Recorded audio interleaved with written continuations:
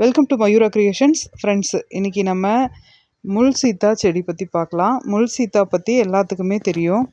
முள் சீத்தா பழங்கள் கேன்சருக்கு ட்ரீட்மெண்ட் ஆகுது அப்படின்னு சொல்கிறாங்க. முள் சீத்தா இலைகளையுமே தண்ணியில் போட்டு கொதிக்க வச்சு குடிக்கும்போது அந்த கீமோதெரப்பி பண்ணக்கூடிய டைம் ரொம்ப குறையுது அப்படின்னு சொல்லி நிறைய பேர் என்கிட்ட முள் சீத்தா இலைகள் வாங்கி சாப்பிட்றாங்க. இது நம்ம வெளியே வாங்கி சாப்பிட்றதில்ல, ஒவ்வொருத்தரும் அவங்க வீட்டிலையே வச்சுட்டோம் அப்படின்னா ரொம்ப நல்லது. கேன்சர் வந்தவங்க தான் சாப்பிட்ணுன்லாம் இல்லை, நாமளுமே ஏதாவது டீ, இந்த பிளாக் டீ எல்லாம் போடும்போது இது ஒரு 2 இலையை பிச்சு அதில் போட்டு கொதிக்க வச்சு சாப்பிட்டாவே போதும். நம்மளுடைய செல்களை எல்லாம் புதுப்பிக்கக்கூடிய தன்மை இந்த முள் சீத்தாவுக்கு உண்டு. இந்த முள் சீத்தாவில் இப்போ பார்த்திங்கன்னா 2 வெரைட்டி வந்திருக்கு. இது வளர்க்குறது ரொம்ப ஈஸி தாங்க.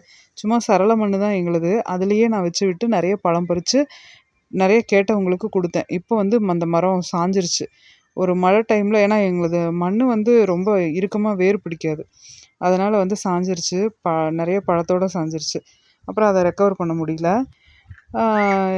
இப்போ என்கிட்ட கண்ணுங்க தான் வந்திருக்கு. நான் அதை தரையிலையும் வச்சு விட்டுருக்கேன்.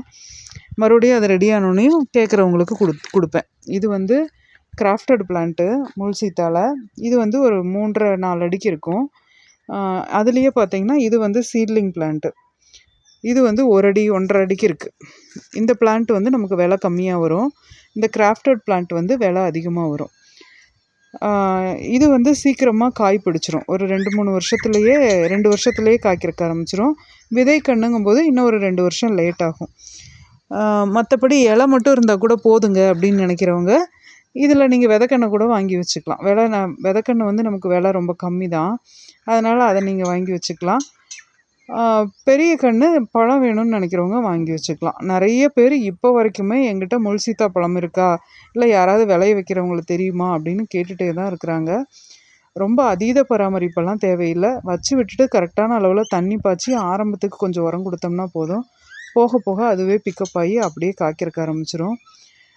இந்த முள் சீத்தா விற்பனை வாய்ப்பும் கூட இருக்குது. நிறைய பழமுதிர் சோலை அந்த மாதிரி இடத்துல பழங்களை பார்த்துருக்கேன் நான், கோயம்புத்தூர் சைடில். அந்த மாதிரி விற்கிறதுக்கு ஆசைப்படுறவங்க கூட 1-2 மரம் நீங்கள் தோட்டத்தில் வச்சு விடலாம்.